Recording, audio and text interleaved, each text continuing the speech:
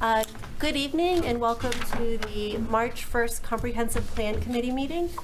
Our first order of business is going to be to approve the minutes from our previous meeting. I just have one comment regarding that. I did find a smiley face in there, which I thought was interesting. I'd like to keep it, so if anybody else noticed that, I'm in favor of keeping the minutes as is. But I'd be looking for a motion to approve. So move.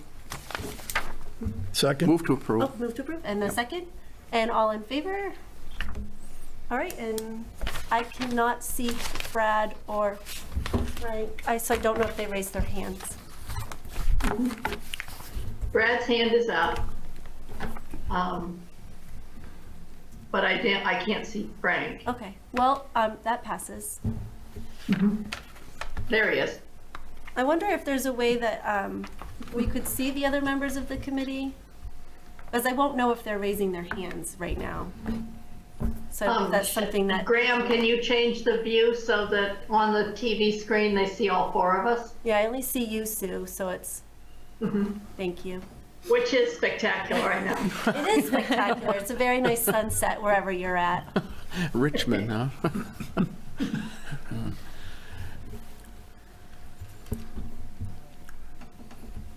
All right, well, I think while he's figuring that out. There you go. There you go. Thank you. That's so much better. Look at that. All right, so moving on, the next order of business is our old business. And I have an update on the comprehensive plan logo that we've been working on. I did hear back from Time for Printing. Their estimate for those, if we recall, I know it's been a while, for the drawn logo and then to add coloring and lettering was anywhere from $200 to $750. Now it's something I can't show you what that would look like because that would be their work. But I don't know if we'd like to discuss if that's something that we'd be willing to have them do. And I guess the decision is, do we like that idea better as a whole over the other logos? And then I didn't know, just putting it out there, if we wanted to wait and have a planner's opinion as well on what would work best. So just kind of throwing that all out there to discuss. If anybody has any opinions on the matter. Where were the options again? Pete's got them on his little screen here, but There were the arrows, the various four arrows or three arrow circles. options, Yeah. Yep. And then there was the drawn logo. of scenes. Yes. The two Watersheds. scenes. Yep. Yep. The $200 to $750 would include a vector file. So for those who may not know, that's important when you're scaling on different items so that it comes out correctly. So if you're making it really big or really small, it's important to have that vector file. I like the idea of having something that's versatile that we could put on stickers or t-shirts or make a sign out of it, something that could scale up or down in size easily without... I kind of like the idea of the drawn logos. I think it fits a little bit better in with the rest of the things that Raymond has for logos, in my opinion. I like the drawn logo.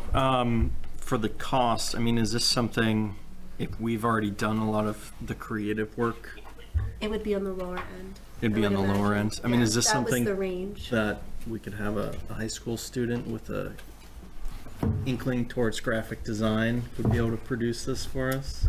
Probably. I mean, I think we could look into that before we committed to spending money on it. I think that'd be a cool I mean, incorporation. if I had the software, I could do it. Yeah. I don't. I have no creative design talent, so. What about a combo of I'm looking at the kind of beige brown circle, Raymond tomorrow, without the arrow, and then one of the scenes below it as a double punch, kind of a little more interesting. Having the imagery of Raymond's landscape, I think, is important, but then having the formality of the symbol together seems like might be a good combo. No, that's something I think that I could, if we could find someone to do it for us, at That would no probably cost. push it to the $900 end of the But range. but we could also ask time for printing to incorporate the two as well.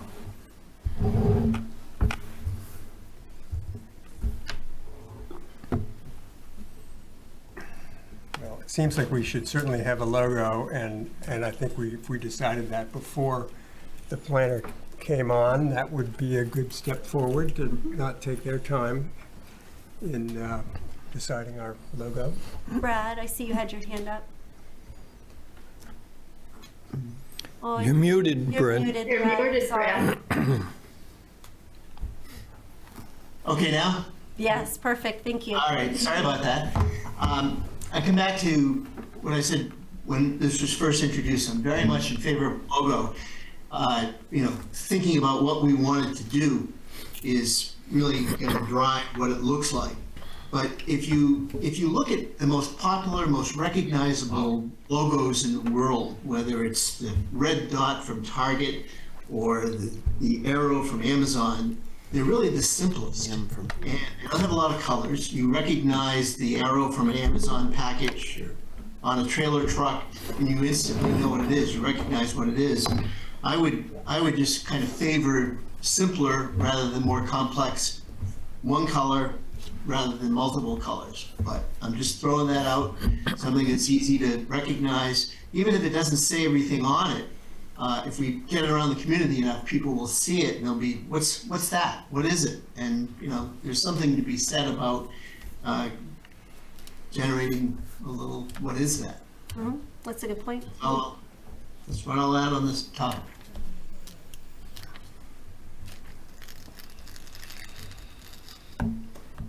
Well, I get the sense that this is something that we can sort of continue to come back to. I think we're close enough to a planner that we could get their opinion and see if they have any driving reasons to do it one way or the other. I think seems like we're all going in the same direction, but. I mean, I hate to keep dragging something out, but I also don't think there's necessarily a huge rush to this, as we're not putting out materials yet. I think there's a bigger drive for that once we are. And I think, it is kind of an important decision on how we're going to brand ourselves. They probably would add some good, they probably have some good ideas to add to it. Yep. Could I, as far as, could this committee arrive at least a consensus on the examples that we have here, so that at least Bound it to we those. have some idea of what we're going to be looking at down the road anyway? Because I don't know that we've reached a consensus yet, have we? On what we all like. On as a what we whole. like. No, Yeah. no, we haven't. I've always liked the arrow, the kind of orange kind of arrows. I've always kind of liked that. I don't have any problem with the actual drawings or the logos, but that's always kind of been the one I lean towards. Not so much the grayed out one, but if I were to pick out of those, my personal favorite would be the kind of orange arrow.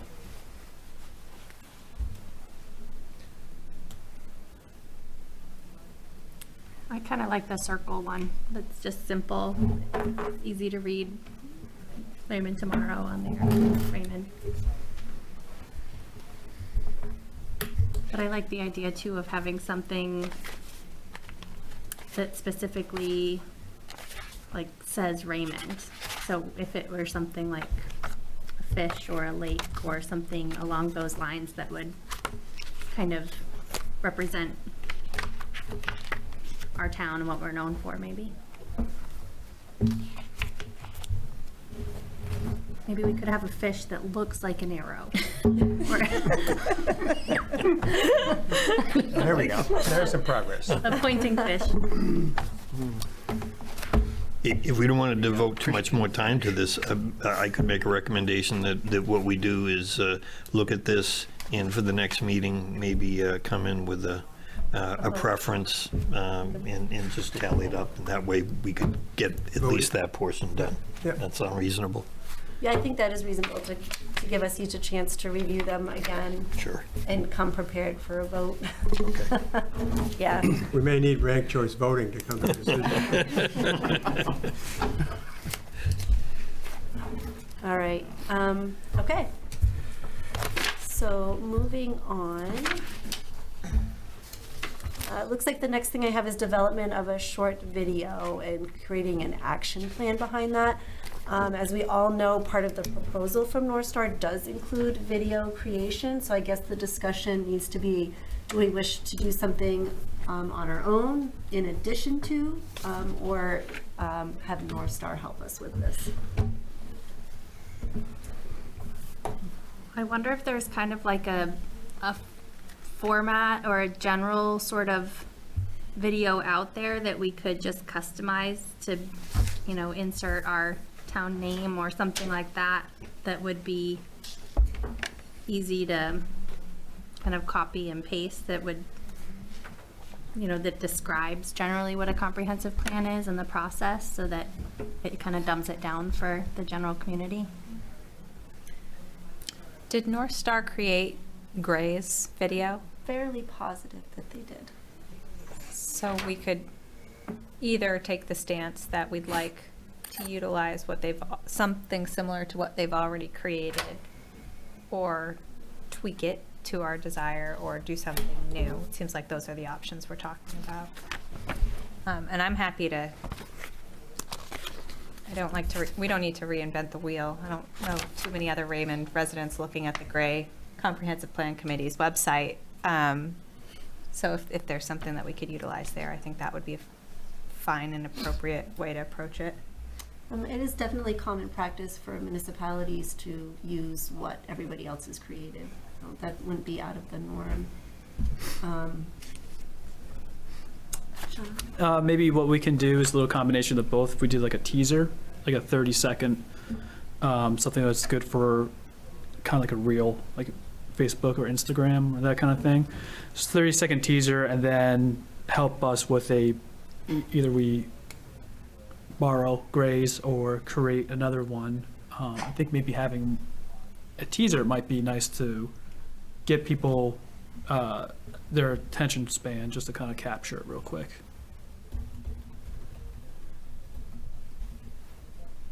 Do we have contacts to any like local videographers or somebody that can do drone type stuff that we could maybe get some clips and images of the town that we could, you know, maybe insert? Yeah, I try to film as much as I can. I would have to go back to my database and see what I have for all seasons, because a lot of times I can just have Sebago Lake in the summer, which is great, but it doesn't really capture all 4 seasons. So I have to kind of go back and see what I have on file. Okay, or maybe the town even has stock photos about, you know, events that happen in the town, or...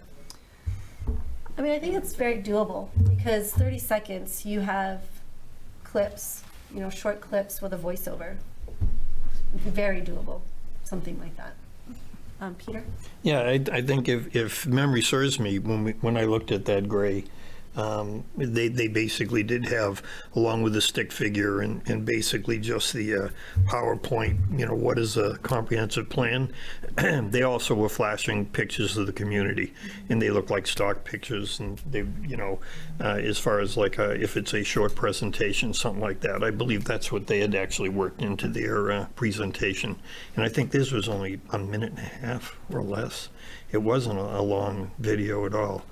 And also, as far as under old business, B, and then D, community association outreach opportunities, both of those, I believe, were placed on the agenda prior to the presentation from North Star. So, you know, as far as looking at what we're going to do, I just made some notes. So under the Develop a Short Video Action Plan, under the North Star proposal, Task 1, April, build and launch a website. And then Task 2, August through October, update website and produce 2 videos.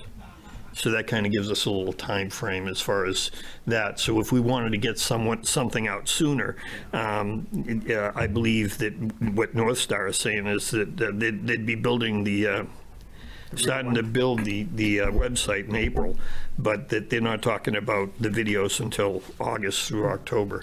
So I guess that just gives us a time frame as far as, if we wanted to get a quick 30-second presentation out, we'd probably want to do it within the next month or two, because after that, then I guess we'd be waiting to see what they develop in the 2 videos.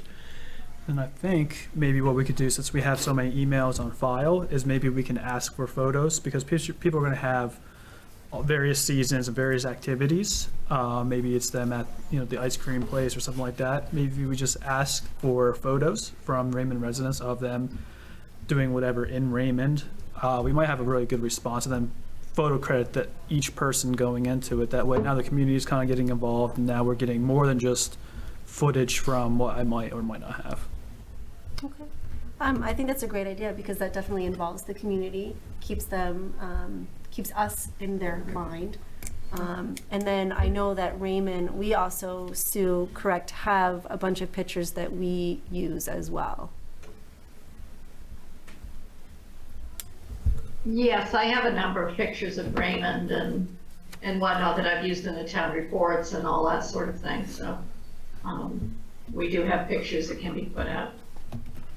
So I think between a little community outreach, so blasting an email, asking for pictures that could be used, maybe you go through your footage. I think that's a great, action plan to sort of get one, and we can come back to it next month with those pictures, that response, and whatever you may have for some drone footage. But is that something you'd be willing to put together for us for next month? Yeah, absolutely. Would it be doable to put out a call on like the Town of Raymond Facebook page or something too? See if people wanted to post on there? We can do that. What I did initially for the town report was sent emails out to various organizations like the summer camps and the Boy Scouts and places where I assumed they would be taking pictures fairly regularly, and got some absolutely spectacular pictures, but most of them are summer. Okay.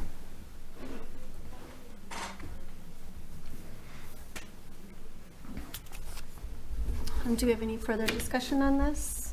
I think that's a good plan.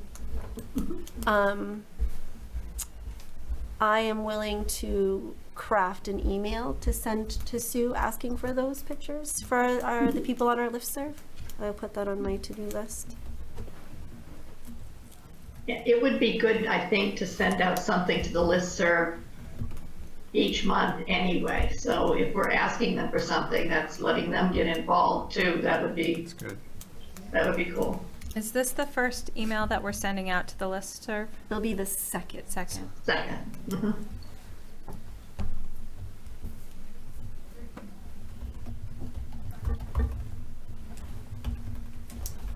All right, I think we have accomplished an action plan. So scheduling of the bus tour part 2 is the next on my list here. And I guess I'll look to Sue for a little bit of information on that. And I talked with Joe, who talked with Wyndham, and they're still in the throes of ski season and taking kids to various ski events and winter events. But that's all going to be winding up, and they said that if we looked at April 10th on, they would be available. So what I thought would probably be easiest is if all the committee members sent me what days, morning or afternoon or both, that you're available in April. I can come up with more or less a consensus of the people that when most of the people can be there. And from April 10th on, Wyndham's fairly open. So if we come up with 2 or 3 dates, then they can accommodate at least one of them, is what they said. Do you Does anybody know which week in April is the vacation week? Is it the 17th to the 21st? I think I think it is that week. Okay, It usually is. okay. My sister never went to school on her birthday, and her birthday's that week. Yeah, I think that's, Is that Monday Patriots Day as well? no, oh.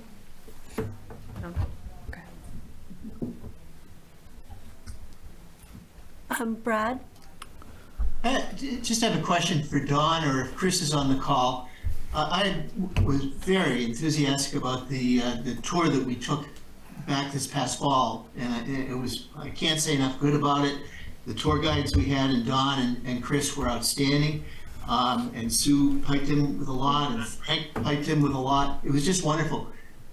Raymond Cape is a little bit different in the sense there's like one road that runs out the middle of Raymond Cape. To my knowledge, there are only a couple of areas where we can see the water without going on private property. That would be just before Camp Wawanock and the ferry landing, unless I'm missing something. Are we planning to go across private property? What's the goal on Raymond Cape, Don? Well, I'm not sure we've really talked about that, and if you have it on April 10th, I'm having surgery, so I won't be on the tour.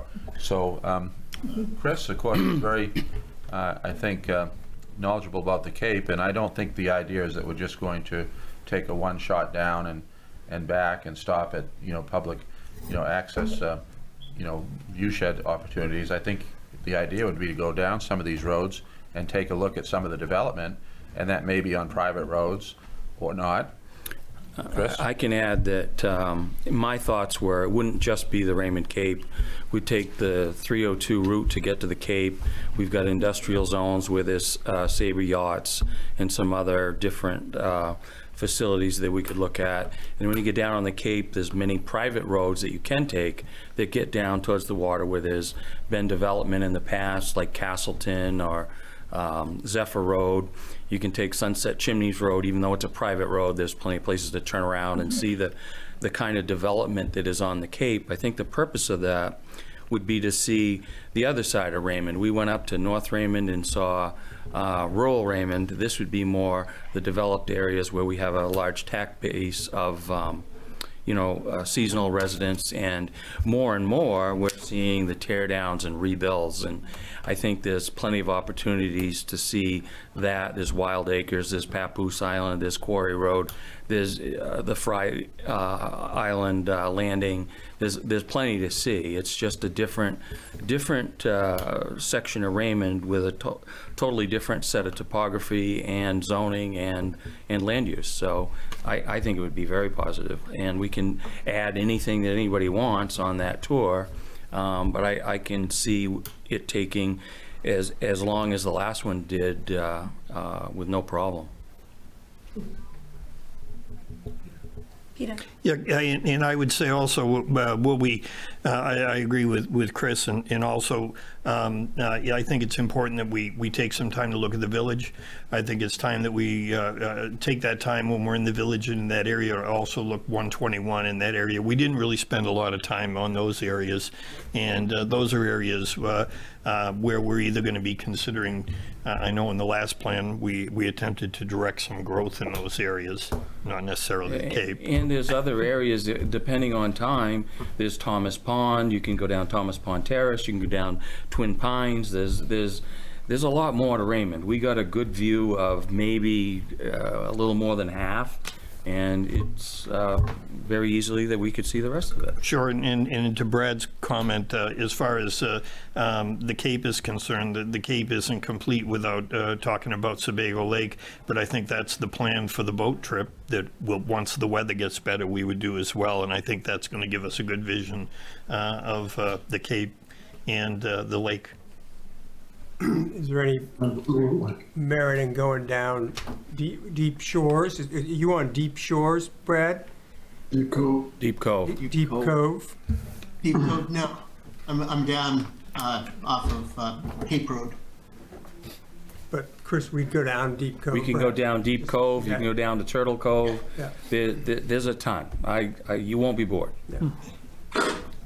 No, I Well, was asking whether we were planning to go down private roads or not. That was, because if you don't, you really can't see. Yeah, a lot. absolutely, we gotta go down We're private absolutely roads. Going down private roads. I mean, we're not gonna go by, gated residences or something like that, but, as far as the town's concerned, the code officer can travel, I think, at will. Well, we can go anywhere the postal service can Right. go, so. So there's if it's not a plenty of- prohibited- There's miles that we can travel. Area, we can go. We will. Good plan. Did you want to put a date up for? Yeah, I was just about to say, I'm available anytime in April as long as I have enough notice, which I do. So I don't have any specific time where I can't.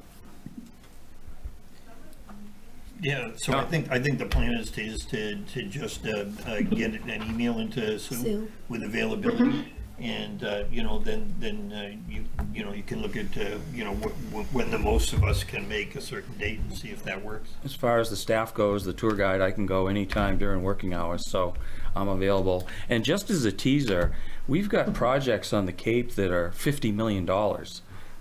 That's significant. So we can see some, we don't have to travel into the gated community and see it, but I can show you where they are and why they're where they are. And we have other properties where we have significant violations. Maybe we can take a look at those. There's all kinds of things that we can do. It should be an exciting day.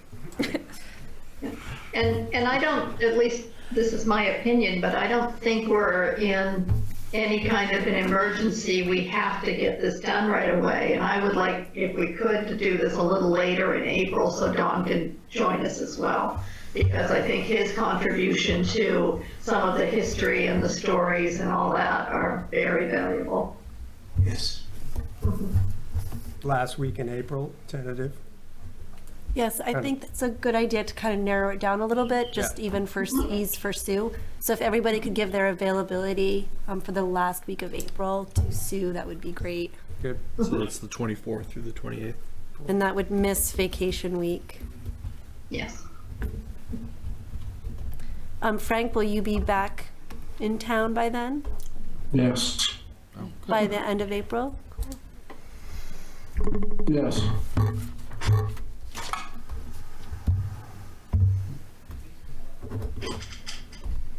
All right, we have a second action plan. All right, moving along, I have community outreach opportunities, and I just wanted to begin by telling everyone that I did reach out to the middle school, but I have not received a response yet.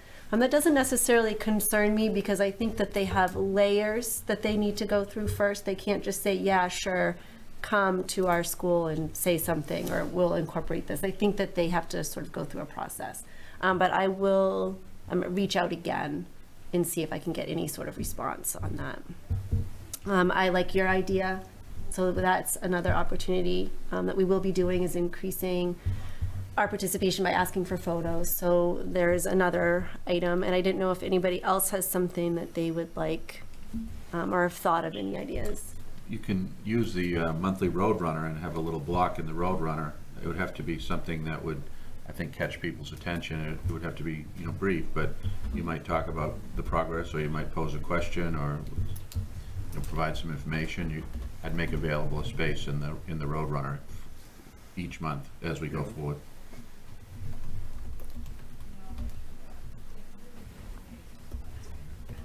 Peter? Yeah, question for Sue. Sue, do we have at the town a listing of associations, or I'm thinking in terms of things like Lions Club, lake associations and the like. Is there any listing that the town maintains? Not really. We have a few. We have some of the road associations. I'm not sure how up to date that is.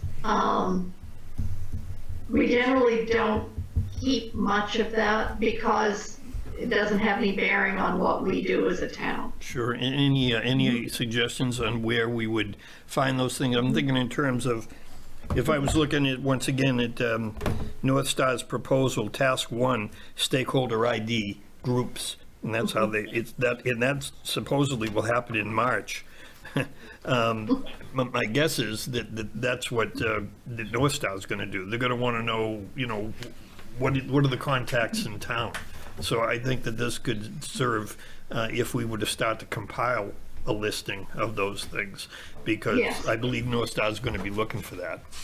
Yeah. Unless they do that exclusively on their own, my guess is that they probably come to this committee, they'll come to you and say, you know, what are the lake associations, Raymond Waterways or the like comes to mind. Certainly, if there's small woodlot owners associations or any type of group like that. Maine Woodlands. Maine Woodlands. So it's those type of things where if we could, you know, put some sort of a listing together, because my sense is that the consultant's going to want to see those. I don't think that's going to be too difficult to do. If we don't have it presently or maintain it at the town office, we can, you know, do an outreach to the groups that we do know about. And, you know, for instance, the Raymond Waterways group can probably tell us all the different lake associations. And so we can identify those stakeholders, I think, pretty easily. Would road associations be one on that list? I mean, That would be harder, but I think we can do that too. I'm wondering if it's, I think between this town staff, we can come up with something. And as I remember, we had some kind of a survey when we had the Raymond Revitalization Committee. So maybe Frank would be of some assistance on that task as well. Because we had the same conversation at the Raymond Revitalization Committee 6-7 years ago. Yeah, my sense is that something like a road association, you think, well, why would they be stakeholders necessarily? But when we start talking about services and trash pickup, and what's going to happen in the next 10 years with recycling and trash, that they're going to have to want to weigh in. they want to be on it, yeah. I think a big question that I would have about stakeholders is, you know, a significant percentage of our tax-paying population are people who are not full-time residents. Is there going to be an opportunity for those people? That will be a question that, you know, I'll get. Sure, it's a great point. And, you know, in the past, we've sort of taken a narrow view on stuff like that, but I don't know if that's the right approach. I think that, you know, they play a significant role in the, you know, economic vitality of the community, and to know what's important, what would work and doesn't work in terms of attracting people, let's say, who have those, you know, I guess, established residences to come and, you know, maybe work remotely, live here, and contribute more so than they already do. So if that were a goal, then I think engaging people who are seasonal people would be important. I agree. And doing that through notices out with the tax bill, we decided wasn't a good approach necessarily. Well, I didn't say it wasn't it's an approach. We could talk about it, but we have to be careful about that. You don't want to dilute what we're really doing there. Yeah. We have people who say, oh, I didn't get a tax bill, or geez, I got something from the CompPlan, I didn't see the tax bill. Didn't pay my taxes. Brad, did you have your hand up? Yeah, that's actually one of my specialties. I've been through a lot of these plans, and identifying stakeholders is really and truly one of my specialties. And I'd love to work, Peter, with you, you know, maybe Frank, some of the people, different parts of the community who've been around. And as long as we could get direct access to town staff, which you could do, Peter, I think we could identify the stakeholders pretty easily. As far as the Roadrunner, because I think that is a good idea, that we are starting to sort of put things out there on a regular basis. Is there something that we would like to envision that we're telling people on a monthly basis? Is that something, you know, how would we want that to look? How do we want to format that? What do we want to tell them? I think consistency for the first bit of it is getting people used to seeing the name and everything. So I think for the first couple of months, it's just the same message. And then as we kind of grow, maybe each month, switch it up so it becomes different. But I think for the first maybe 3 to 6 months, it's just the same consistent message for starters. Should maybe we start with something like, what is a comprehensive plan, like really the basics? Or like that. do you know that Raymond is doing an update to the comprehensive plan? Here's what a comprehensive plan is. I think we'll get a lot of guidance from the planner. Notes on that. It'd be helpful to have for the paper, have a 2 or 3 bullet, non-exhaustive next up on the agenda, next 3 months, here's what we're hoping to do. Right. And hopefully those would migrate towards progress, And give them a summary of what we have done, What we've and what we're done. looking forward to doing. real brief.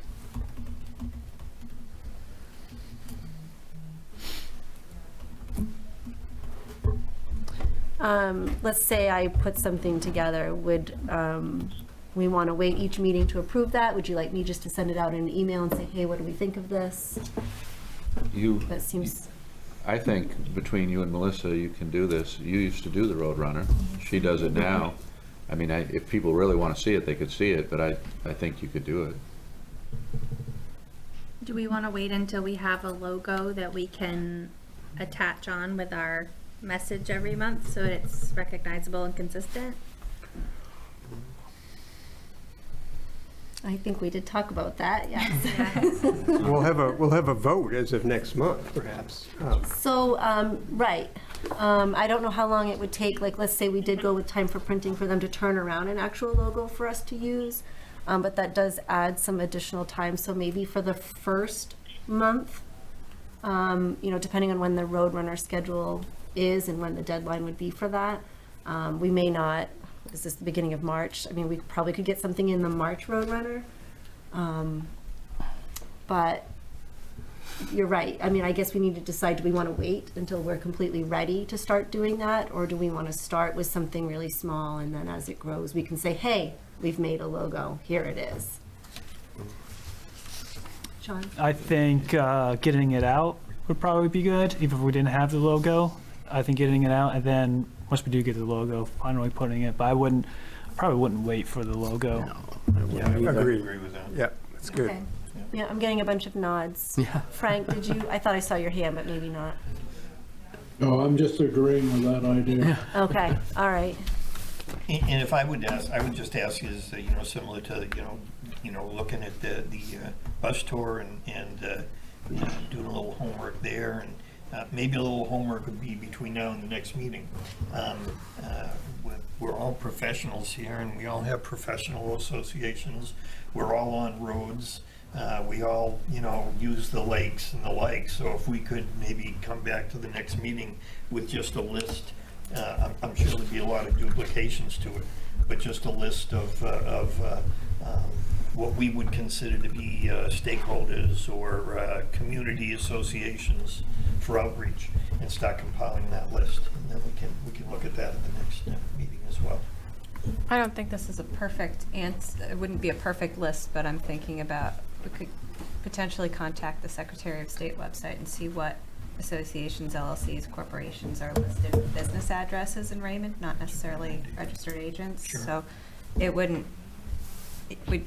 likely get a lot that are not appropriate, but I think we could extrapolate some pretty good ones off That's a that great too. idea. I also think that because Raymond has, like, for example, the big strip that we have on 302 is not Maine resident anymore. I believe that was just sold to Massachusetts. Oh, yes, Right. our little mall. Yeah. It did just sell this. La Plaza. yeah. So even though that plaza is not owned by someone in Maine, it's still important that they're having business driven to them. Like, that would be somebody we want to identify to speak to.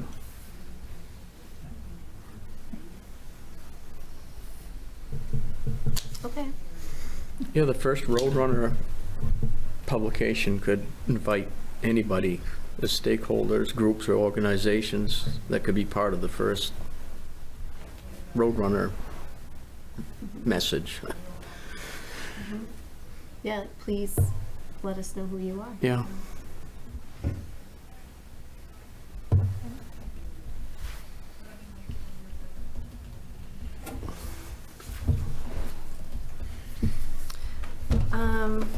All right, any further discussion on this? This is kind of not related, but I don't know if we want to put it out there to the town or offer, if we want to do any sort of an abbreviated version of a tour around Raymond for residents that would be interested in learning more about the town. I don't know if that would be a way to get them involved and learn more about the town and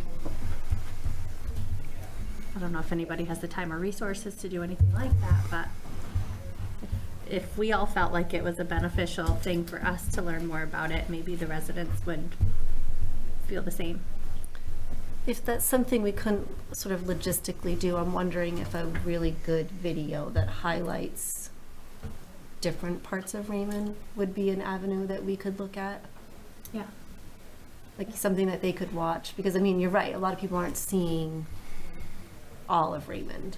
But it may be logistically hard for us to offer that sort Right, of tour. right. But I'm wondering if a good video, I don't know.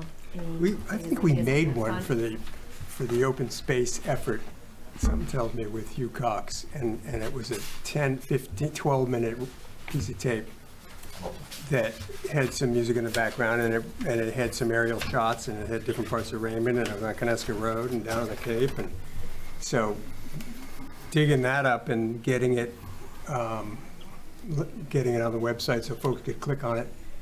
I'll look into that. I may be making that up, but I'm pretty sure we did that, and that there's a tape. So that would be a lower carbon way of not touring folks around. It might be a good idea to take, at some point, the planners that are going to be working on the comp plan on the same tour that we took. Maybe something I can do. And I know that Ben Smith has a drone, and he's licensed to do drone photography and is an accomplished photographer in his own right.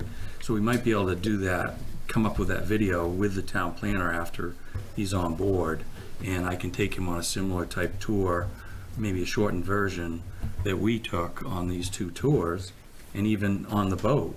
And you could put that video together in no time. And like you said, you could put it right on the website, and you know, it'd almost be like not branding Raymond, but it would be selling Raymond as all our natural resources and assets, and it could highlight some of the stakeholders that we're talking about. That might be the way to accomplish what you're talking about. I think, Madam Chair, Frank has a comment. Oh, sorry, Frank?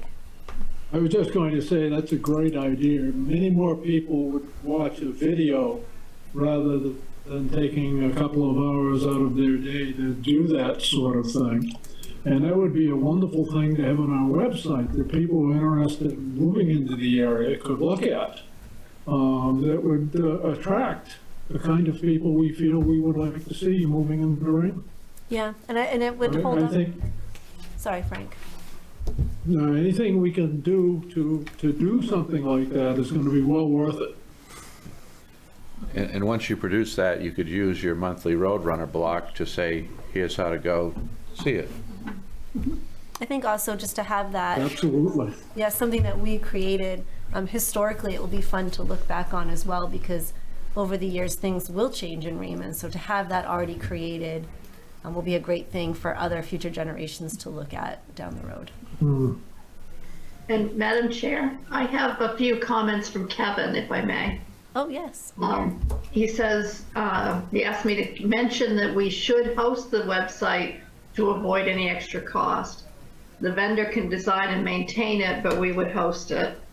And also, we can turn on the listserv software at no cost. So that's something we can leverage.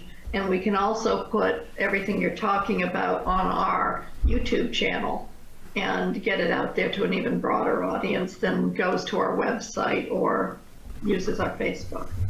Okay. Just, yeah, thinking about the outreach it'll provide, which is on one side, it is a marketing tool for folks interested in moving to Raymond, but perhaps zeroing back to our task at hand is making sure everybody who's here already knows what we got, and they largely do, but they may not know those corners of Raymond like you were talking about, Jackie. And in my view, having them learn about those parts of Raymond that they haven't seen, I think was your initial motivation there, and I'd see that as kind of a priority and a side outcome, though, would certainly be having a presence of Raymond on the You know, what's funny is we all travel the same route to get home, how to go to work. And you know, I go by the Raymond Elementary School every single day. But, you know, there are certain days when you go by the elementary school and you see the sunset and it's just like, wow.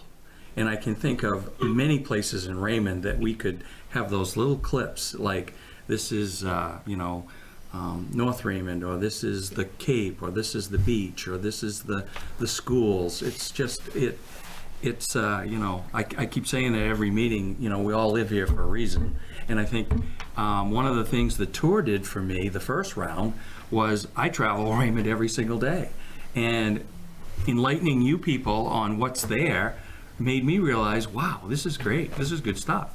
So, you know, that's why I'm excited about this stuff. It's a lot of fun. Yes, getting to drive that hill is great. Sometimes Mount Washington smacks you in the face this time of year. When it's clear enough to see all the white. Although trees have kind of grown up a little bit, Right. so when I first moved here, you got a real clear shot of that snowy covered mountain when you were headed down the hill, and now less so, but I would And then agree. if you're on the Tenney River or just in a canoe, you know, it's all those things. Or if you're in the forest, like Greg's doing his forestry thing up on Patricia Avenue, when you mark that out, there's The Picasso of the woods. it's just great. What'd you say? The Picasso of the woods. I paint the trees to cut. Did you make a noise? All right. You can still didn't see hear it, I Mount didn't make a Washington if you come out to the rural side of town. On the top of Spiller Hill, you can come You out if can. you want to Oh, see and it. I'm sure Yeah. you can on Tarkland Hill Road still, right? And Patricia Avenue. Yeah. Yeah, but those would be, I mean, I think it'd be a great idea if we Tarkland could Hill. capture that somehow now while it's snowy covered, because it's not the same, it just doesn't have that same majestic feel to it in the summer. I think it's really hits you in the face when it's against that bright blue sky. Well, we all Right, have you can see. health phones now that we can take the pictures. So I think capturing that this time of year would be great to put that into all of our materials.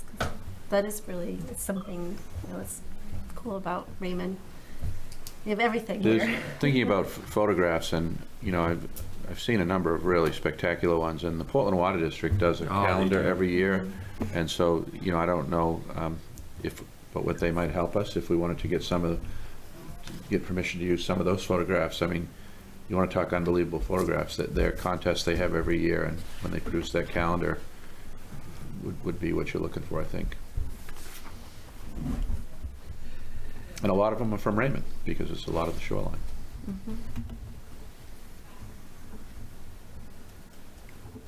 All right, well, I think we have some pretty good ideas Homework.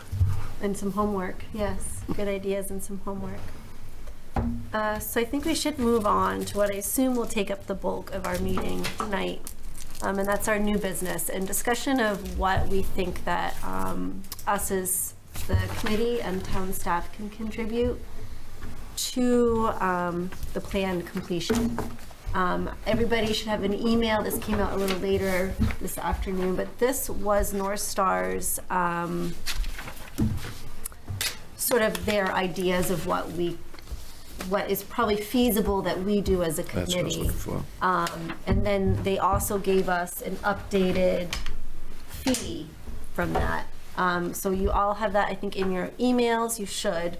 And then I can pass this around, which would be if we were to do the things that they proposed, the task 1.5, 1.6, and 2.3, it would take some amount right off from the estimate that they gave us.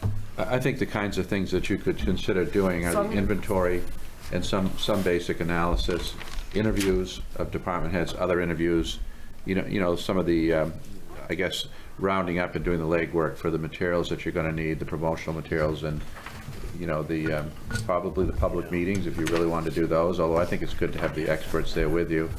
But I would leave the planning as it is, you know, to the planners. But you would be doing the support kind of work, and so I think it would be, to me, that's where you'd look.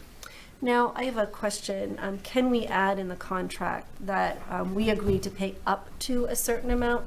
That way, as we continue down this road, if there are more things that we take on, could that take away from their overall fee? I mean, I don't know how they would bill us, or I don't know how that would work, but is that? I think from their standpoint, they would hope to have a signed contract with a scope of work, and, you know, you would deduct from that whatever it is that you thought you could do. You know, if you ended up not being able to do it, you would have to look at that on an hour basis as an ad. I don't know if they'd be amenable to, you know, on the fly saying we can adjust it. My guess would be that wouldn't be something they'd be very excited about. So I think what you should aim for is, what is it can you reasonably do? And you know, have me go and meet with them and do that. And I guess it's not really much of a negotiation because they've kind of delineated what it is by hours. And so, yeah, I think you have to be careful. I mean, you hired the professionals for a reason, but then there are many things you probably can do, and most towns do take on. So that's what you're just going to discuss and see what you're comfortable with. But I wouldn't try to take on things that are complex planning issues, and I don't know is that they'd let you do that, hopefully. Right. But I think to do everything we could to be helpful, staff and committee, to mitigate the cost, why not? I mean, I certainly don't want to bite off more than we can chew. Right. I would probably undershoot a little bit I don't than wanna do overshoot. We are volunteers. Yeah, you know, we all have busy lives and things come up, so I personally don't want to, you know, overshoot myself. Peter? Yeah, so I crunched some numbers, as I usually do. So this is my take on it. The existing conditions, 1.5, the department head interviews, 1.6, and the public workshops, listening sessions, 2.3. Basically, it came out to a reduction of about, what was it? 137 hours would be assumed by the committee of that. What they were saying, if I'm reading correctly here, is that they were suggesting, as Don did in their proposal, that as far as task 1.5, North Star's role would be the second drafting. So in other words, they've reserved hours in there. But what they're saying is if this committee can do the work for the first draft, then that would allow a reduction in the cost. The reduction is around $14,000 if we did all the things that they were suggesting. And so that kind of is in line with, you know, about $100 an hour. As far as the task, existing conditions in the inventory, that's the labor-intensive part. And so, like I say, they're saying that we would draft the first part of it and we'd be taking about half the responsibility. Now, where do we get that information? We get that information primarily, what I looked at was several of the comprehensive plans, including our own 2004. And what I see is that basically it's the growth management plan. So the 10 items that are listed at the beginning that we looked at in a synopsis early on, we're basically listing exactly what we do. So just briefly, economic and demographic data, significant water resources, significant natural resources, commercial forestry and agricultural land, existing recreation, existing transportation, current housing stock, historical and archaeological resources, current and projected development patterns, and assessment of public services. So there's 10, I guess you would call short chapters in there. Now, we could take a lot of that from what we've already done, correct, and update it? I don't disagree with that, Kayla, quite honestly. If we look at the documents that we already have available to us, we have the 2004 plan, okay, and this is an update. So we have that to start with. We have the growth management plan that has all of these points in it. We've got the checklist, which basically is directing you at how to develop it. We've got financial people, we have attorneys, we have realtors, we have geologists, we have foresters. Historians. So I guess what I'm saying is that and I'm not looking to bite off more than I could chew, but my recommendation would be look at the first part of this, the inventory and analysis, and look at, have the committee basically First draft. write their first, second, and third choice on a chapter. You know, there's 10 of us here, there's 10 here. Not to say we can't draw upon the municipal staff as well for writing these chapters or providing guidance. And using the source documents that we already have, and the fact that we're just writing the first draft. And I believe what North Star says is that they would do the second draft and the formatting, which is kind of how I see this going anyway. So we're going to give them our input. I like that. I think that's the way to go, and, you know, the staff would certainly do whatever we could do. As you point out, the expertise of the committee, and then we still have the issue of, you know, possibly getting some assistance and from the students, because a lot of this is going to be kind of by rote. You know, it's a kind of a cookbook approach to putting this material together. It's not something that's going to be wildly innovative for Raymond. It's the same town to town, so I think there may be work that the students can do too.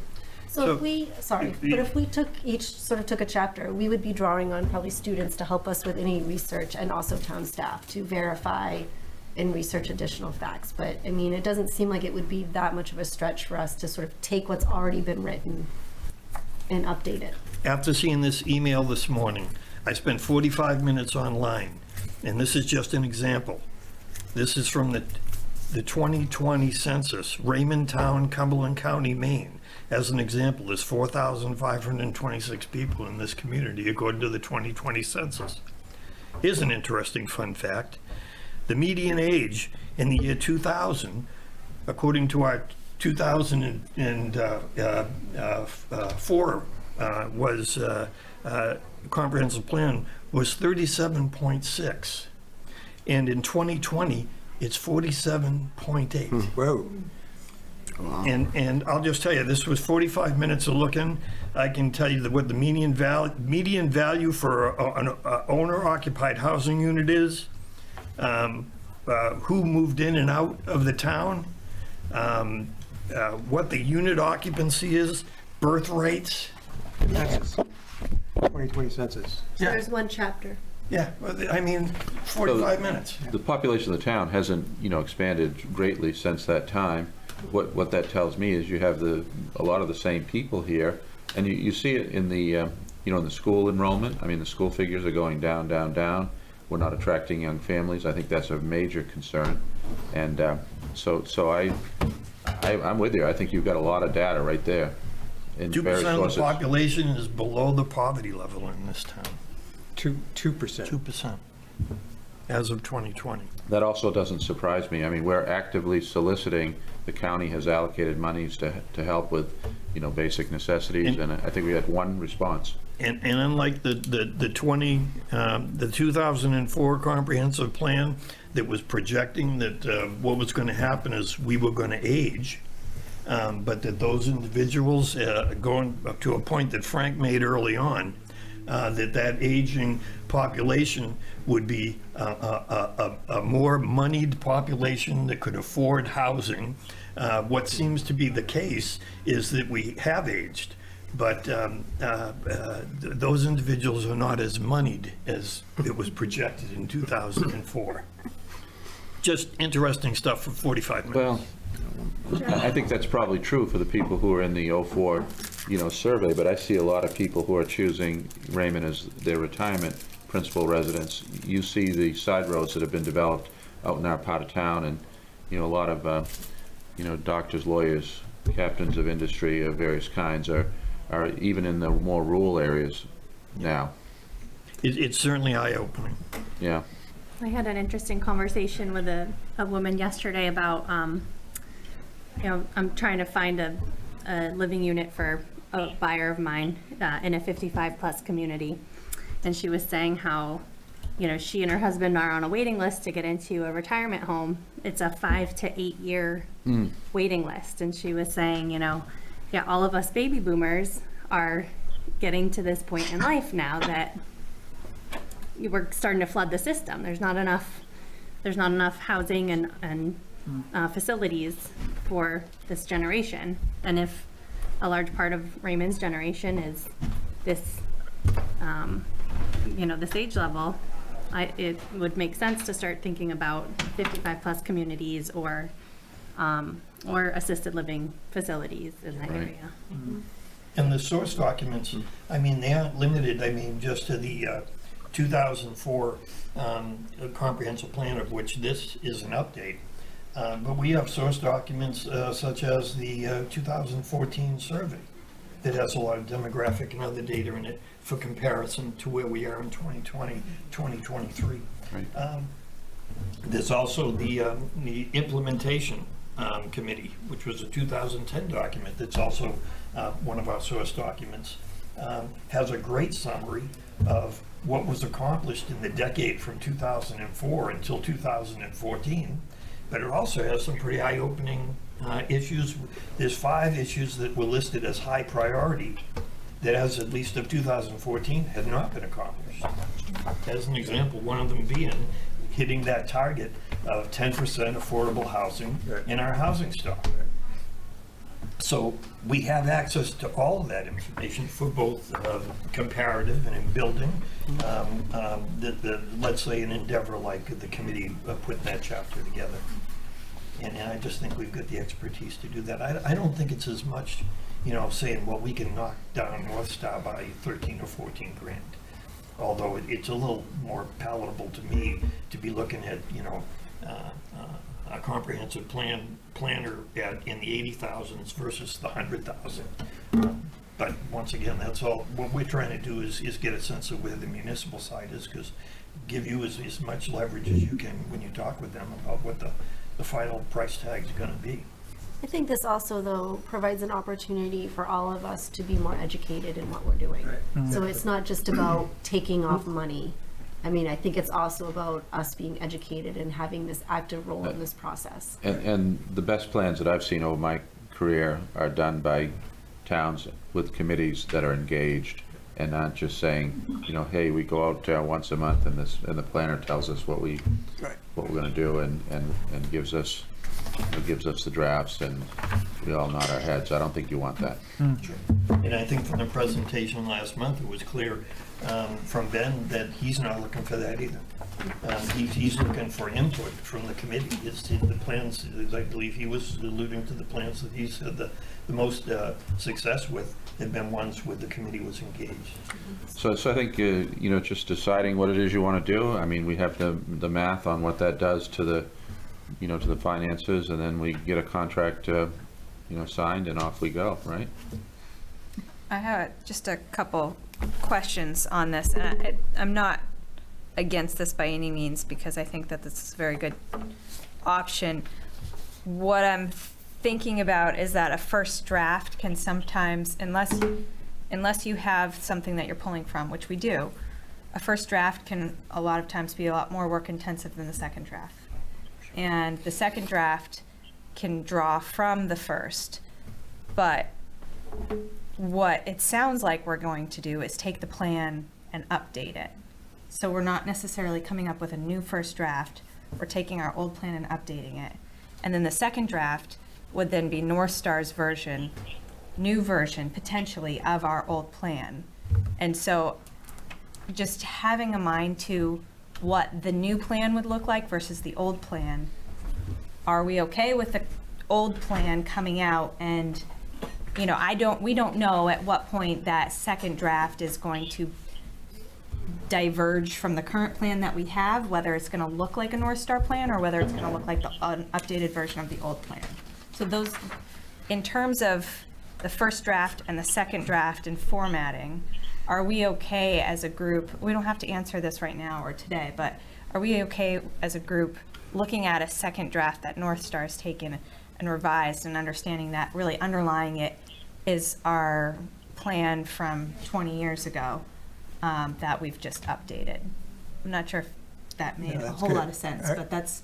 I think I'm getting a sense that, our ask would be just really the inventory and analysis, a tenth of the whole document, and the rest of this, I think, would be brand new North Star thinking and input and brains, visioning, goals, implementation, plan drafting, review, and adoption. A lot of what you'd be doing is, factual stuff that you Right. can draw on source documents to get, but I understand the point, though, and it's a good point, an important point. I wouldn't want to, I guess, sell the town short by just doing sort of a perfunctory update on the 04 plan. I understand that, so, but I don't know if that would be what you'd be doing if you did the inventory analysis and some of these interviews and things. I'm thinking, as you are, John, that it's a small part of it.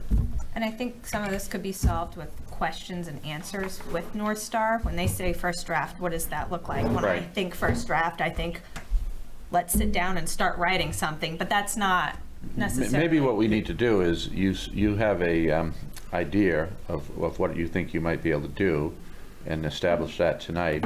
And then maybe, I could meet with North Star and the co-chairs and we could talk about this. Just confirm that And what we confirm think is our the first understanding and draft. make sure it is something that's within our, ability level and The depth. first too. draft would just be of the inventories, right? Right. It'd be existing conditions inventories, and there's a herd of inventories, a whole bunch of them, natural resource and social and economic and stuff, and that's what we would have the update fingerprints all over it.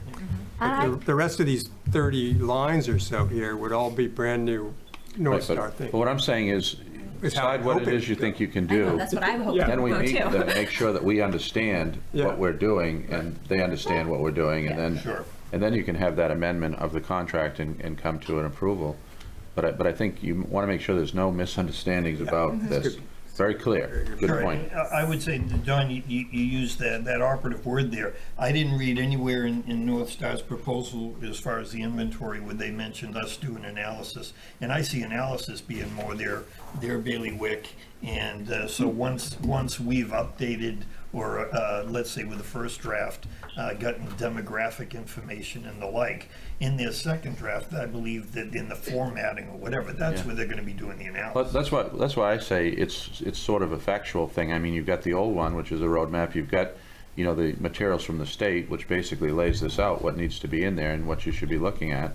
So then it's whether you feel like you could go out and dig out all that data and put it into some sort of a, format that looks probably a lot like that 04 plan, and then give it to them and say, here it is updated, and now you take it from here. And it didn't surprise me that, and it's 0 hours from 16 hours. But I was a little excited when I saw that they would be perfectly willing for the committee to do the department head interviews. I think there's a wealth of information that this committee could get. I'd love to sit down with fire and safety, ask them what they need, code enforcement, find out where they're coming from. Talk to the RSU, do those type of things. And sit down and say, your stakeholders in this, we're a committee, and we're looking at the future. So, it'd be great for us, rather than have an intermediary talking to the people that are basically part of the targets of this whole update. So, I mean, and once again, we're talking that they budgeted, North Star budgeted 16 hours for that, So I definitely see that as being something we could wade into. As far as the putting together the, what was it? The meetings and stakeholder meetings and stuff like that. I believe what they said was that they would take half of that time and they would be training us. So public workshops. North Star could prepare town staff and committee members to hold workshops, listening sessions with stakeholder groups and the general public. North Star would manage data collection and analysis of those sessions. So once again, as far as that's kind of like the analysis stuff, they're going to manage the data that's collected. They're going to do the analysis on it. But what would be better for the community than if committee members were going there and organizing a sit down with Raymond Waterways and talk to them about where they think the lakes are going and what would they like to see in a comprehensive plan. So. Once again, I'm not at all trying to bite off more than I think this committee can do, and it seems like I've heard this repeatedly since we've been meeting, that this is a very talented group, and it'd be a shame to leave these talents unused. And I believe that the community will be better if we are more active rather than less active. Yeah, I agree with that, Pete, totally. I think there's some value in having the pros at those meetings just to get the public talking, ask the right trained questions, and to have them responding to, I to a think, new face. I said that at the outset, I think when you have those, and there's not gonna be so many of those, but the major, open call public meetings, to have them at those, sure, I think that makes sense. But what you're talking about is reaching out to these different stakeholder groups and then meeting one-on-one with them as committee members. I Yeah. think you can easily do that without Absolutely. North Star. Yep, Right. agree. And I guess, I'm just looking at it from an educational opportunity for myself, just personally. I mean, if I can have professional planners teach me how to conduct a meeting with stakeholders. That's a win. Why not? Why would I pass up that opportunity? So one thing I would like to say is this is what North Star does. And I think that they have a sense of what people are capable of doing, and they want to succeed. They don't want this to fall on its face. So I don't think they would suggest anything they did not feasibly think people could do. Just another highlight of what I think. So I'm okay with taking on the first two tasks for sure. The third task, it would be good to have some good training for that. But that's the only one I'd be a little bit more on the fence about, is not having someone who's better skilled and maybe can articulate it a little bit better than I would be able to. But I'm definitely not opposed to taking their training and taking it on. Yeah, and I believe that they left plenty of hours in there for that, Kayla. The only one that of the three that they proposed in this email was the department head interviews. They gave that all up.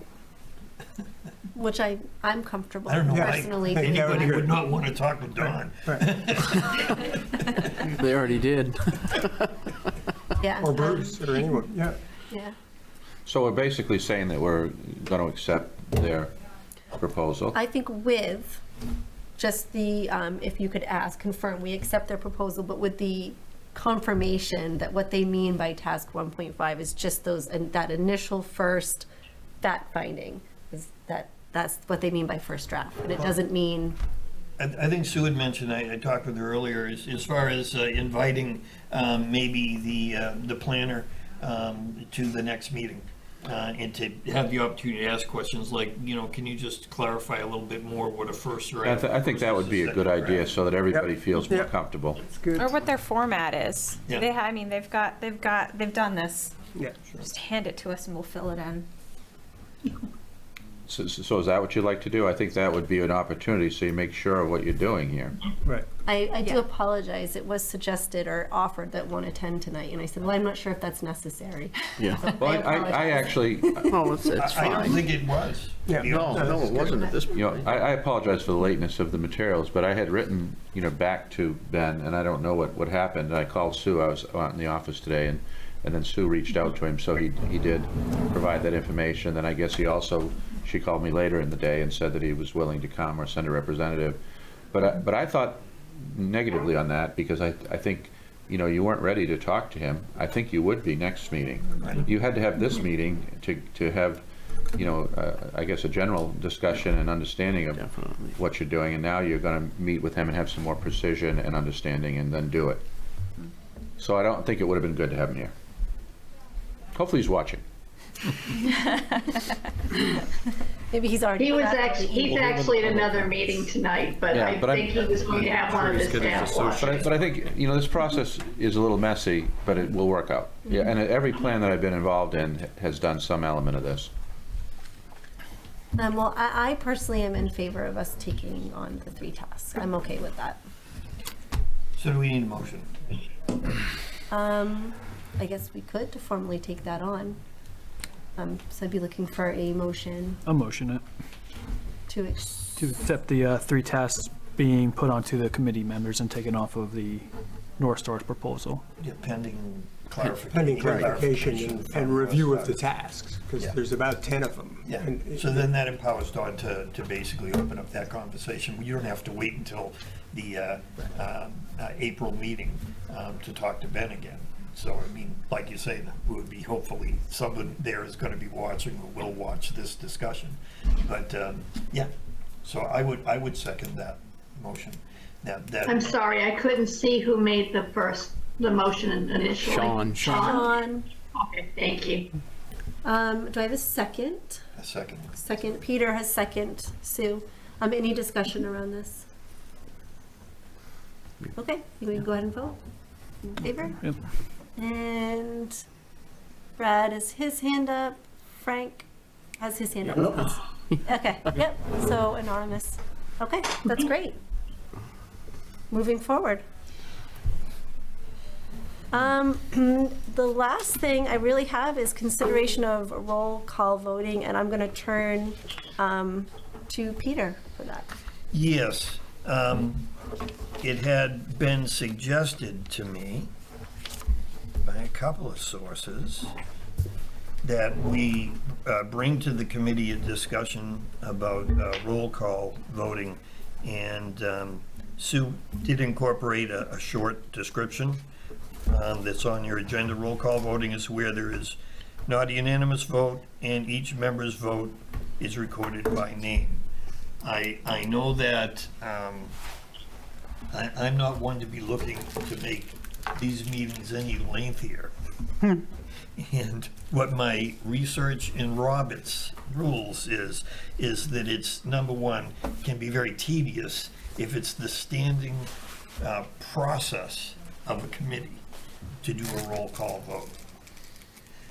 What Roberts generally says is that any committee member can ask for a roll call vote. So as an and if a vote is going to, if we believe it's going to be unanimous or by unanimous consent, that also obviously doesn't require a roll call vote. But I guess in some of our discussions, or the discussion that we had last month involving the makeup of this committee, in order for transparency, it occurs to me that if we're voting on an issue that potentially could be questioned by the public as to whether or not this was a clean vote or a biased vote by a group or a voting bloc within the committee, that's where organizations use a roll call vote, which basically the recording secretary, as I understand it, would, if I make a motion that this vote should be roll call, that's not debatable.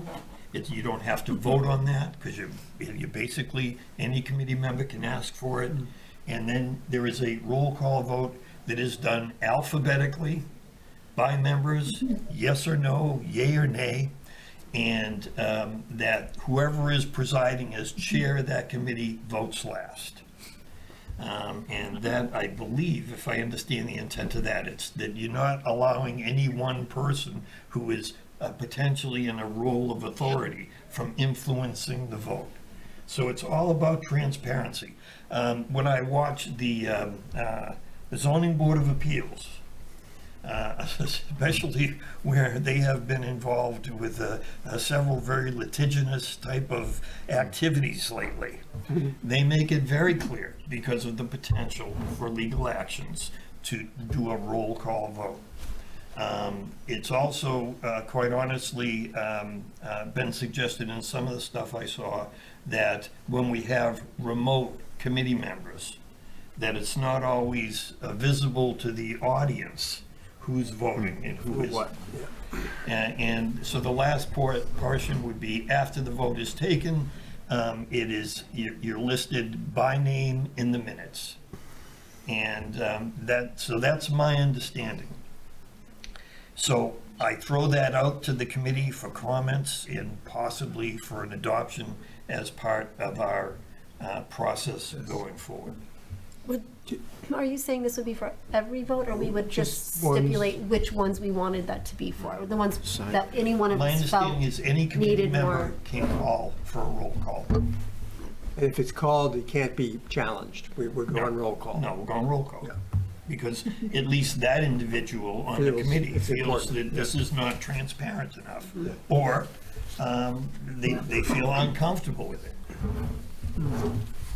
If that's not the case, then my understanding is the rules go the way they have now. We can either vote by consensus, unanimous consent, yes, everybody, fine, or we can do Count. just a hand count. Count. Is that your understanding, Sue?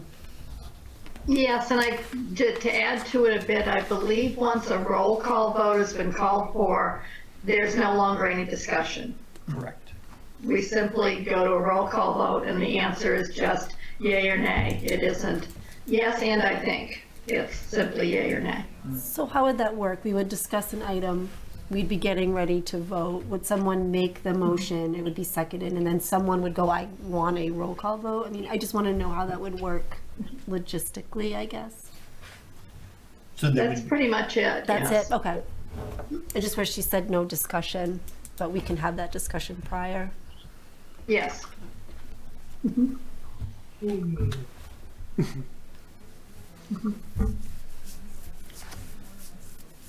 Any thoughts? Well, I suppose it would have it could have a benefit of having the record for certain votes, but it does seem like an extra procedure that we certainly haven't particularly needed so far. And perhaps one way to go would be to keep this information in mind, and if we find ourselves in a particularly roll call-ish situation, is there any reason we can't implement it at that time? Or does it have to get locked in as a... once again, it just is at the choice of a committee member. I would see this personally as being the exception and not the rule. Yeah. And quite honestly, since we agreed, I think from the second meeting, even though I guess it's termed Robert's Rules Light, Robert's Rules actually incorporates roll call votes, so we could have been doing it right along. So I guess it doesn't need a vote. And to John's comment, it simply would be, this is informational as far as if someone feels uncomfortable or if someone feels that there is a benefit to saying, I'd rather this go on the record for the community, who voted how. And I guess the hard part for me in even bringing this up is because it suggests that I believe that there's conflicts amongst the committee that's going to require, I don't know, for lack of a better term, taking names and kicking ass. And I'm not interested in that at all. I'm really not. I think that there's a good working relationship with the committee. I'm simply bringing it up because of the discussion that we had before as a way to say, let's make us feel a little bit more comfortable if in fact someone on the committee doesn't feel comfortable. And that's just an option. So I guess I would say that I don't believe this needs a vote. I believe this is, I'll just say it's informational. I think it's a good thing to have in our back pocket, Yeah, in case we're tool. coming against something that seems like we should do that, so that we can go to the public and say, we feel confident about this, we've done a roll call vote in this, and it appears to be no conflicts here. Absolutely. So we're in the almost unbelievable circumstance where someone would question the vote of this committee. We have some tool to say, well, we can show you. Yeah. In the last year, we had 2 roll call votes, and we've looked at them, and neither of them show any biased or blocked vote or anything like that. I think it's a good tool. I don't think we need to vote on it, No, I since don't. we already are operating. We all know what to do. Rules light.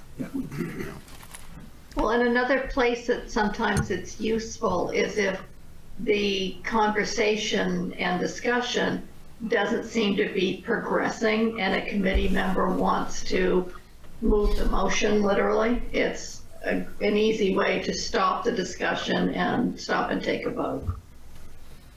So it's a tool to be used. A tool to end discussion. Yes, it could be. Well, if you've already discussed You can it do for it. 4 hours, then somebody might say, you know what, I want to go to bed sometime. And I wouldn't disagree with that, too. My understanding, the procedure is that at any time you can move the question. Move the question. Yes, you can move the And question. then discussion stops. So But there are few that's people not that debatable. understand all of the nuances of Robert's rules, and that's, Yeah, that's part of this education, is for folks to start to understand some of the things they can or can't do. Yep. Well, I think that's good to know and have in our back pocket. Are we all set to move on? I think we're all set to move on from that. So we're going to wrap up quickly, I think. We have our next meeting date is set for April 5th. Public comment, which I don't believe we have public. So we'll move on from that. So we have CompPlan committee comment next. Sean. Don, is there a way to get our Raymond emails through our phone? We've been trying to use like an app to receive the emails. Is there any way we can? Is there any kind of way we get it notified, just like we do like for Gmail or anything for our phones? So I think you can add, like you would any email service onto your phone. There's a process to do that. Maybe Sue, we can work on just compiling how one would do that. Adding. I can ask Kevin if he has any instructions. Yeah. But I've done that through apps on my phone, so. Yeah, you can do it through your apps, or like I know I have an iPhone that I can go to my email section or settings and add an email address and just add the settings for the Raymond email address so that it shows up with my regular emails. Yeah, I tried. We tried a couple of different ones, and I don't know. I've got Android, which is superior to that's the issue. No hidden ads there. I think we need a roll call vote. They don't work. I'm going to miss your next meeting. My surgery's on the 4th, but Chris will be here, correct? Yep. So he'll handle whatever you need from the staff side. Sean, I think we can put something together that will, or we can find some materials or some instructional on how to make it more accessible. Okay, thank you. Can I just ask on that point, as far as, Kayla, it sounds like you've got that.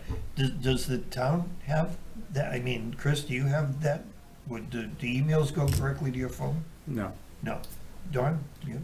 Email go to my phone? Yeah. Absolutely. I've set it up on his. That was one of my duties Because I as tried, a and previous I town was employee. frustrated as well. The thing I have to do is, and I've gotten better about it, is to not follow it 24/7. Yeah. But yeah, it does forward everything. Okay. Yep, so there is a way. That's how I knew about this when I was at my pre-surgery thing today. I knew about this. So yes, that's something that can be done, and I probably could even spend a couple minutes trying to Awesome. set it up for you. Okay, thank you. Even though, you know, I work with less sophisticated phones than you do. Well, and on my phone, what I use is going right into the World Client email website. So it's not. I don't really incorporate it into my personal stuff. Yeah. So that keeps it separate. So you can do that. You can also get your voice messages on your phone. You know, so if somebody leaves you a voice message, it kicks over to an email, and then you got it on your phone. So it can follow you everywhere. Town connected to you, whether you like it or not. Did you have something? Yeah, yes, I just was, I'm just asking, the committee did receive the update that I put together with the listing of accomplishments. Yes. Yeah. Excellent. And so I guess what I would just ask is, has that been disseminated yet? Has that gone to select board? Has that gone to planning? Has that gone to any of the municipal entities yet? I'm pretty sure it went out, but I can't answer to any of the specifics. It went out, I know, to the listserv folks. I'm not sure that I don't recall that it went out to the select board. Okay, so in my sense is that certainly Dawn, Chris, I mean, or you, Sue, any of you on the municipal side can certainly incorporate that into a meeting. So that the planning board gets to see it, or that the select board gets to see it, maybe budget finance.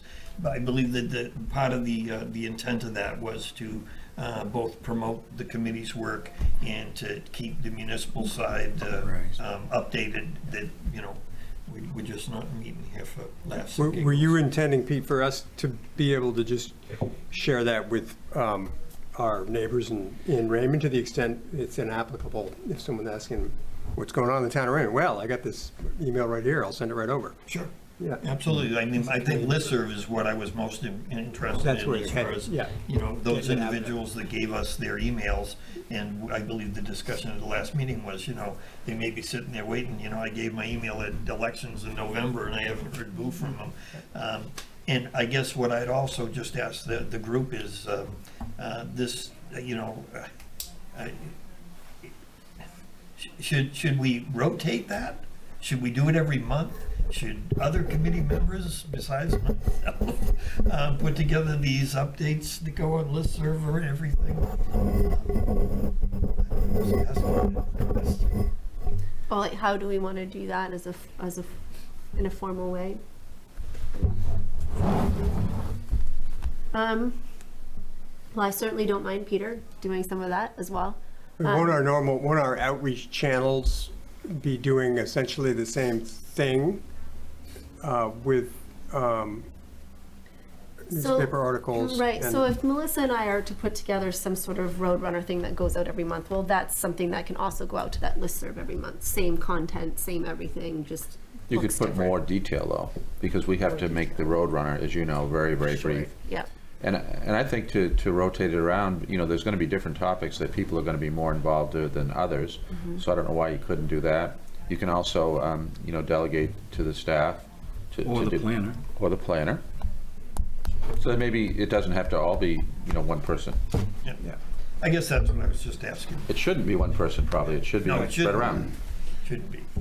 And basically, I just gleaned that information by going over and just looking at minutes. You know, and that's all I did, is I just pulled what we did in minutes, and this one was probably a little more, not to overuse the word comprehensive, then they have to be, because it was the first one and we had gone 6 months.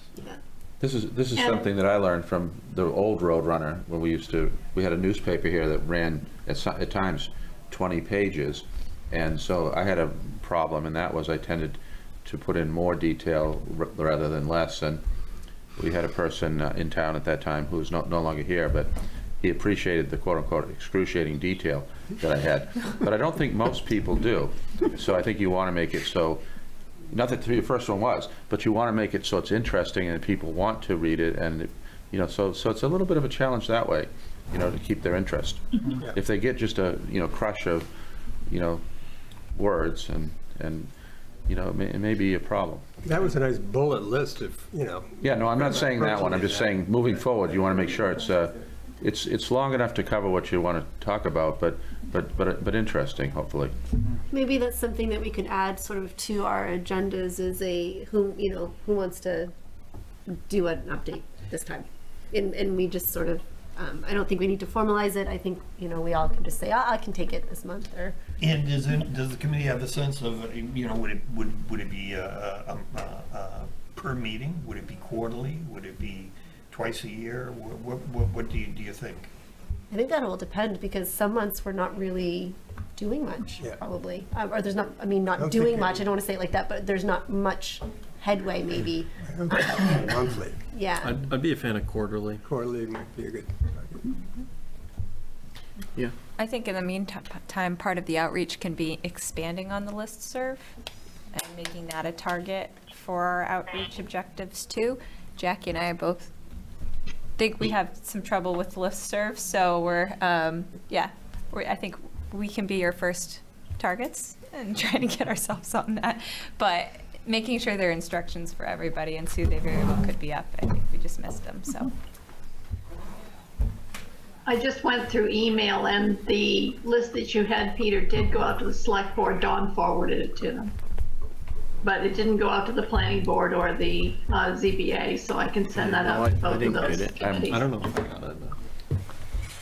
No, I don't think. I usually, when I get something that I think would be of interest, you know, to whatever entity within the town, whether it be the elected, or, you know, appointed, some peripheral committee, I'm all the time filtering and sending stuff, so that's what we do. But if it was automated, that's better. I think, you know, we can just keep that in mind, and sort of just take that on as we get there and sort of delegate that at the time. Any other comments from the committee? I have one, but if someone else has one, I can go after them. I think I mentioned it maybe in one of the early meetings, but this book, I think everybody should read this book. It's called Nomad Century, and it's pretty new. I heard it on the radio probably 6 months ago. It just came out. It was written in 22. It's about climate migration that will happen, and it's just a good primer for what is likely to happen over our, longer horizon than our comp plan.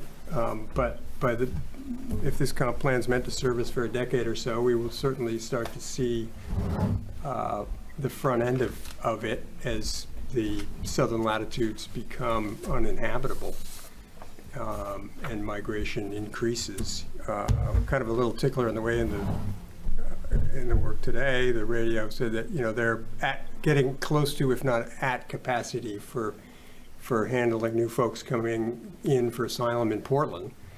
And not that those are climate-related migrations. There's other migrations, but yeah, there's some pretty grim forecasts. Some of it's not that light. Some of it's a little bit over the top, but she's a well-papered researcher from Oxford, I think, and PhD, and has backed up all of her claims with pretty good references. And she talks about how latitude 44 is about a pretty good place above which there'll be significantly less need to move, but it'll absolutely be the place where folks will be moving to. And here at Raymond, Maine, we're at about 43.9 latitude. So we'll see some changes over the next 20, 50 years, whatever, but it's coming. Even if you take it with a grain of salt, it's coming in a serious way. So recommend the book. I think this is actually happening on a micro scale already. I was reading something, I think it was the Portland Press today, about a gentleman who lived in Florida or some other southern state, and he moved to Maine, and he wanted to make sure that his house wasn't going to erode away, and he did a bunch of research, surveyed his own land, and then lo and behold, it's still crumbling away on him anyway.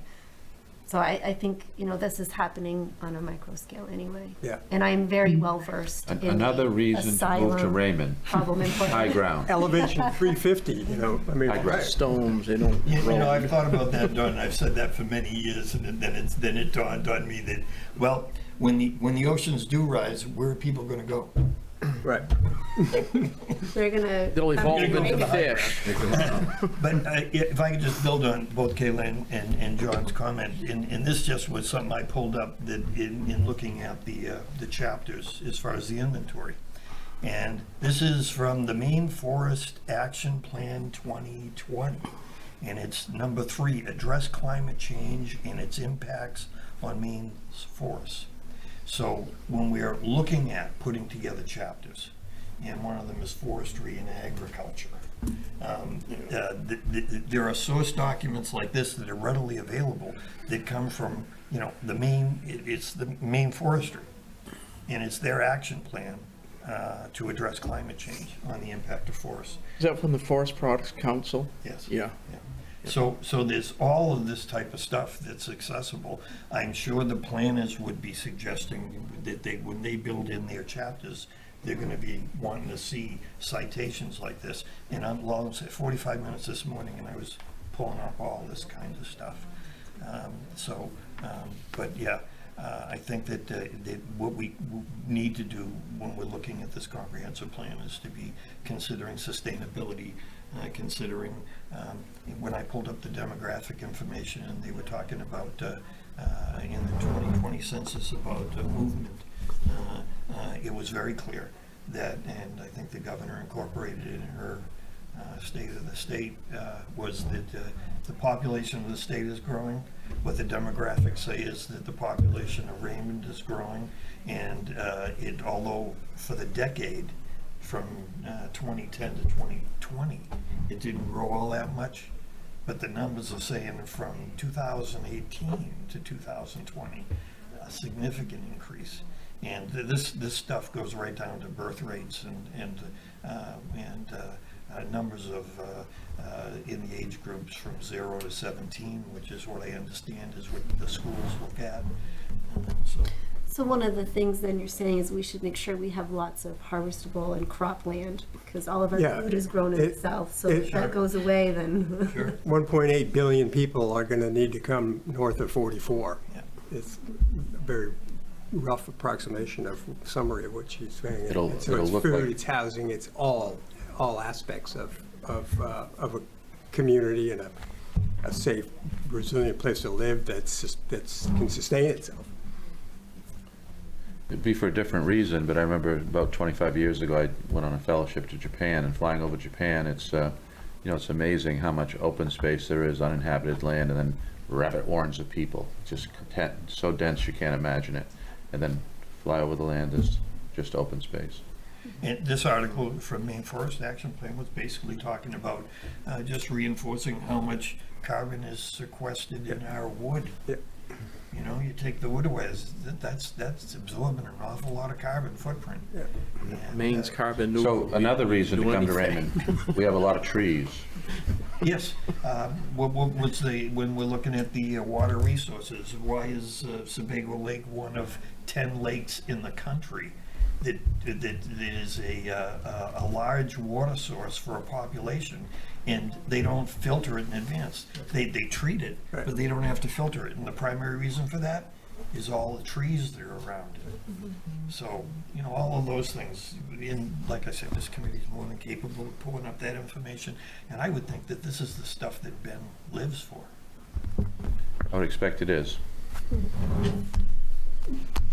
Could I ask John if he could send out the information on that book to all of us? I will do. Thank you. Thank you, Joe.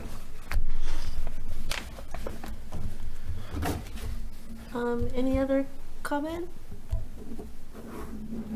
Well, thank you, John, that was very enlightening. You'll probably all go out and get it and finish it before I do it. I'm 3 months in and I'll only listen halfway to through. it in my car, that's usually what I. Move to adjourn? Yes, go ahead. Second? All right, and do we vote? I can't remember. Yep, vote on that to adjourn. And that's unanimous. Have a good night, everyone.